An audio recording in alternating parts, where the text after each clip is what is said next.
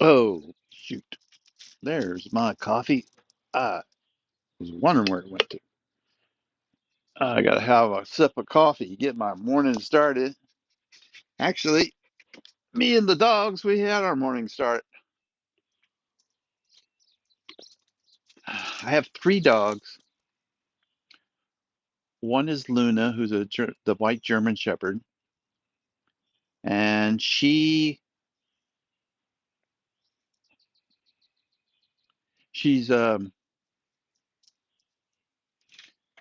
for as big as she is, she's not a very ferocious animal. Now she does bark quite a bit. So she's a guard dog, right? That's the breed is they see something or they hear something. They're supposed to warn us. And she does her job very well. But she's also a little skittish. She's not as she's not like the other two. The other two are uh, hunting dogs.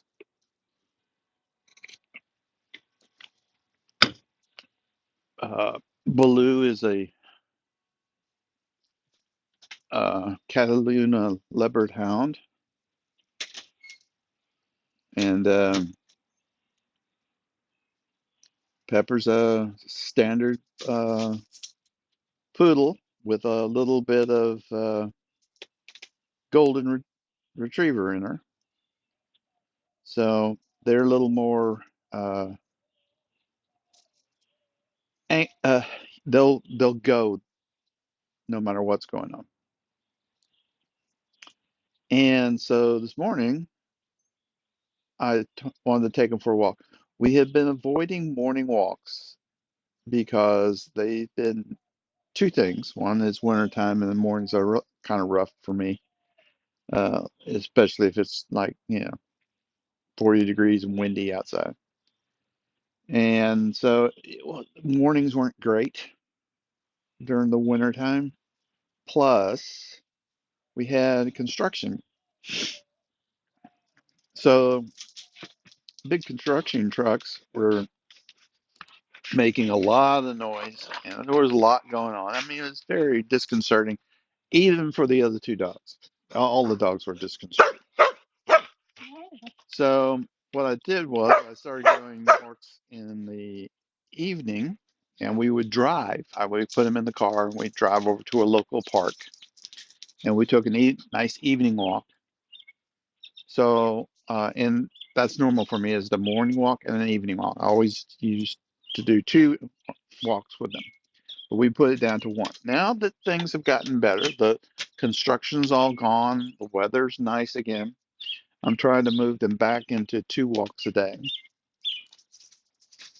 and do one in the morning here, local here, and then we'll do the one in the park in the evening. That being said, I got Luna was not interested in doing a local. So she opted to stay home. She was mad about it. Blue here and Pepper were fine about going in. Yes, yes, he's a good boy. Okay, so today's talk is on artificial intelligence. The future. What do I see in the future? Future, yes, yes, Blue. The future. What does the future hold? So there's a lot of speculation and a lot of worry about what artificial will do and change in the future for us. And I want to put a little uh, my personal, not using anybody else's stuff. This is my personal belief in what the future will hold for artificial intelligence. One, is not going to be unlimited. AI is going to be a tool just like the computers, ow, and the internet, ow, was in the past. Uh, Peter Zion had he talked about how news organizations used the internet. Well, they started with the fax machine, and from there they used the internet. And what they did when those news organizations got the fax machine was they removed all those reporters writing stuff all over the place because now you could fax pictures and details back to the home office. So it got rid of a lot of their satellite organizations. They were able to save a lot of money. And then when the internet came, it was even better. They were able to get even more. So the news organizations stripped out a lot of personnel because of that. Now, uh, that's an example of how those areas got changed. A lot of change as well because of the internet and fax machines. Oh, let me start this off by a quote from a friend of mine.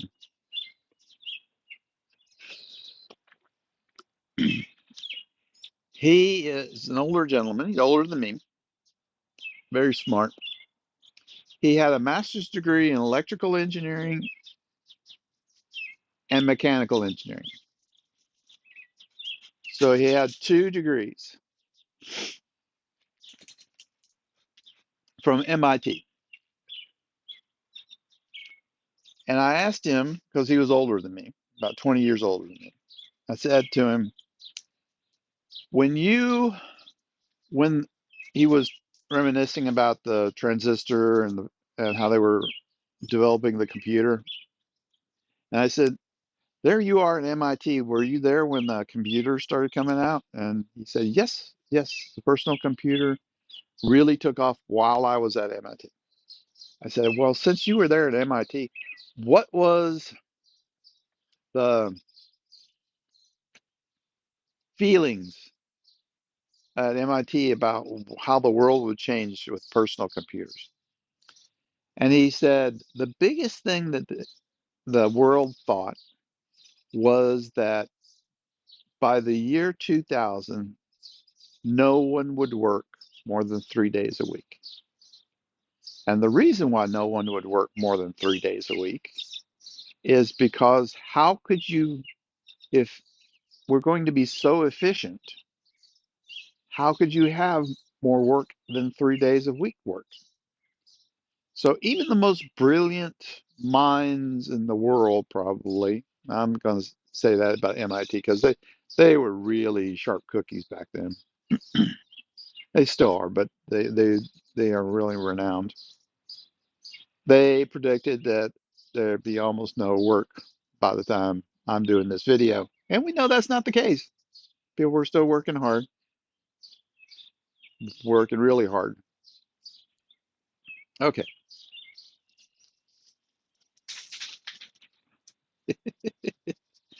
Pepper's running around like crazy. She's enjoying the morning. Blue's just sitting here snuggling. Just Blue's like, I just want to snuggle. I just want to snuggle. And he'll kiss my face if I get too close. All right. So that being said, they failed miserably. So I'm about to fail miserably probably. But here's my prediction.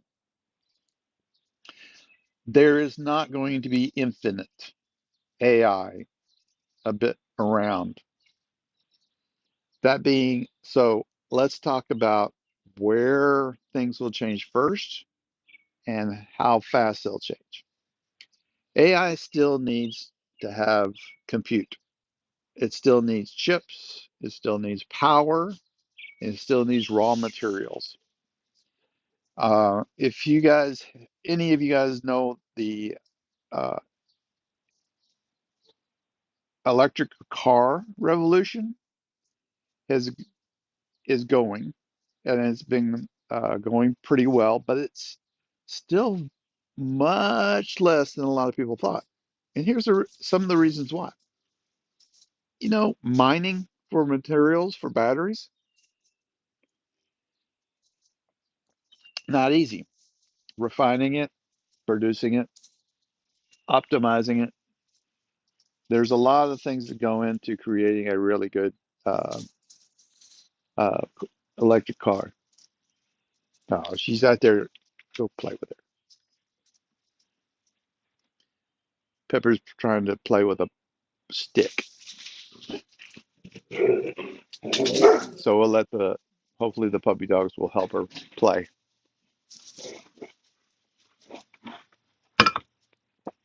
So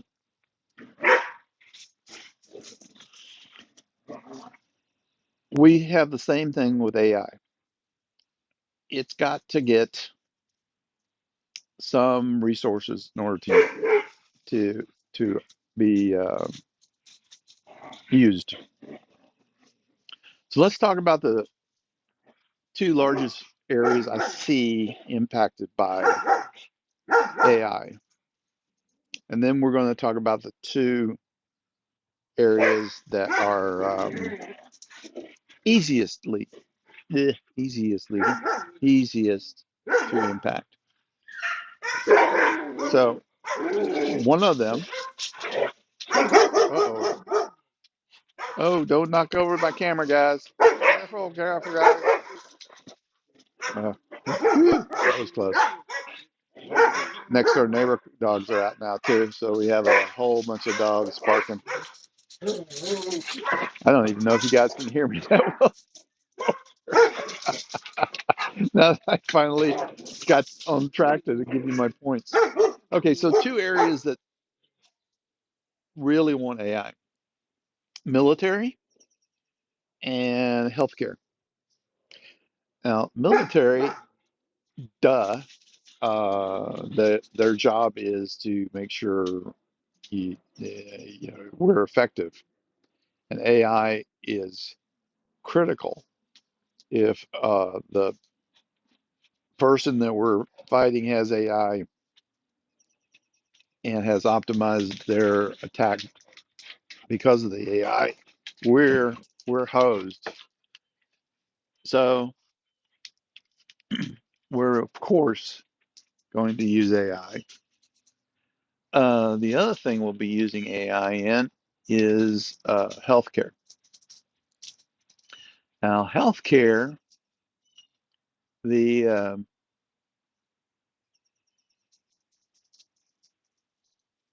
reason I mention that is two reasons. One, it's where the money is, and two, we have an older generation. We're getting a lot of people that are getting into their older age, like myself, and like that. I would love to figure out how to improve my skin. So things like that. So there's always desires as older people get older, and we'll probably spend more money on it. So then the question is, so expect in the beginning AI. There's going to be a lot of health and drug improvements. Now, you won't see them as fast as you see robotics and some of the other things because drugs still need to be tested, but it's probably will reduce the amount of time to market. So we should see some significant improvements in healthcare in the next 5 or 6 years. Now that seems like a long way out compared, you know, as some people have talked about, but health, like most things, goes a little bit slower. There's also going to be things like robotic care. I mean, yes, I can send in a robot to somebody that's ill and do a clean on it, a blue light clean or something like that before it goes into the next person and remove any virus or bacteria that it would have in there. And that way I can keep spread in hospitals to a minimum. So expect a lot of things like that to also happen. Now, A lot of this, I'm focusing on the U.S. Because you got to keep in mind that internationally, there's a lot of variations and adoption also of AI may be religiously or politically bad. So there may be stops with that. So, okay, so those are the two areas that have the most cash and the most um, money to throw at AI. But let's also talk about areas that it's the easiest to work with AI. And the two areas are programming and anything with written words. This includes journalism, storytelling, um,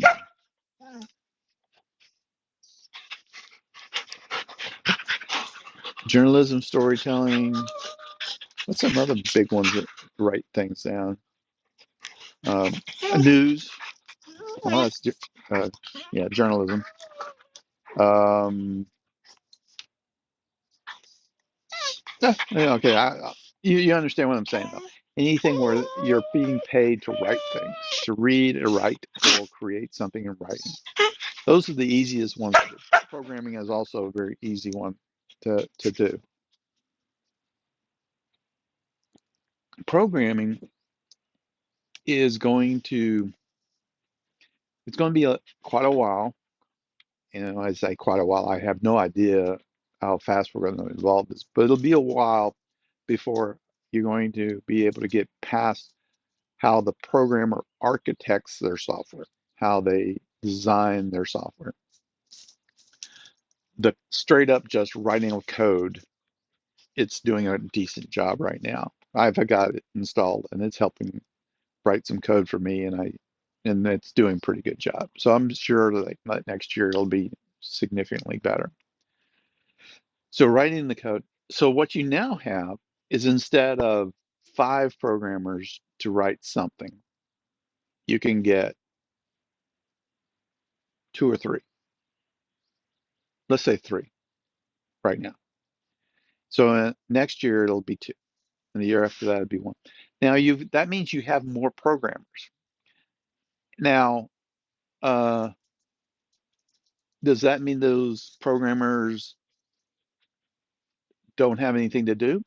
No, I think I mentioned this in another video. It now allows programmers to be usable by other industries that didn't do much programming before. Areas where it was cost ineffective or difficult.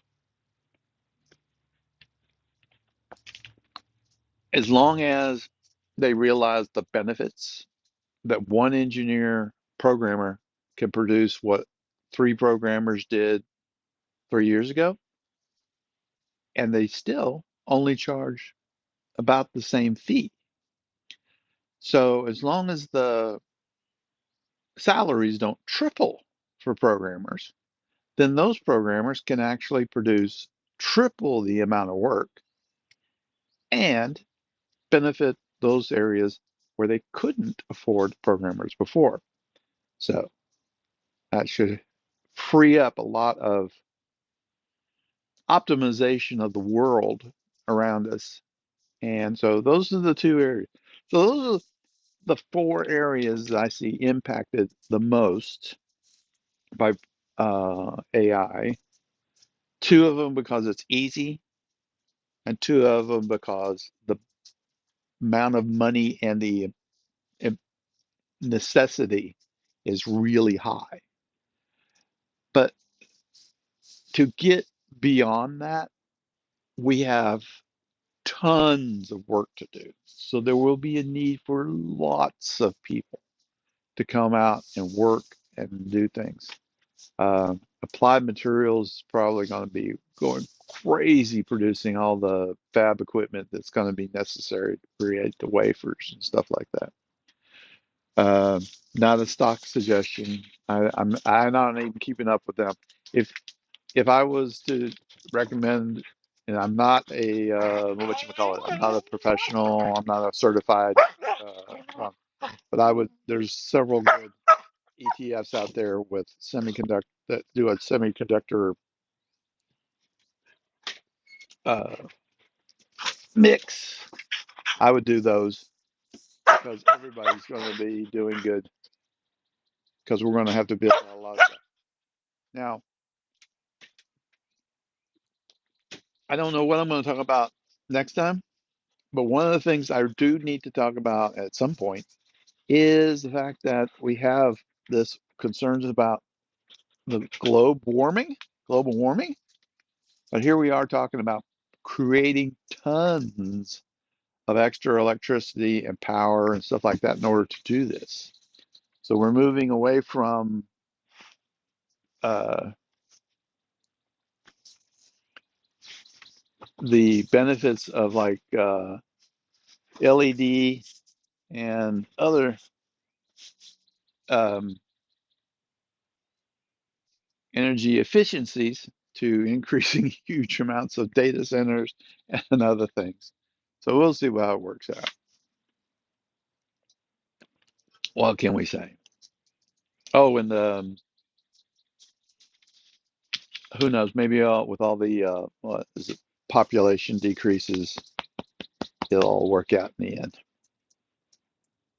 Nobody knows, Luna. We don't know.